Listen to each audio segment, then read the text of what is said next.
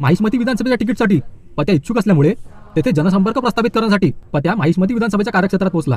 माहिष्मती विधानसभा लढवण्यासाठी नगर रचना विभागात जॅक लावून आपल्या सोयीचे प्रभाग, ग्रामपंचायत, जिल्हा परिषद सर्कल आपल्या मतदारसंघात सामील करून घेऊन त्याचा आराखडा पत्याने तयार केला।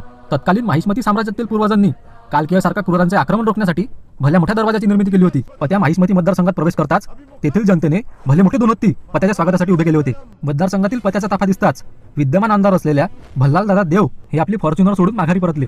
माहिष्मती मतदारसंघाच्या कुलदेवीला नमन करून पत्याने आपल्या प्रचाराचा नारळ फोडला। विद्यमान आमदार भल्लालदादा देव यांच्या जाचातून सुटका करण्यासाठी येथील लाडक्या भगिनींची व जेन झी असलेल्या देवसेनेची सुटका करायला पत्या पुढे सरसावला।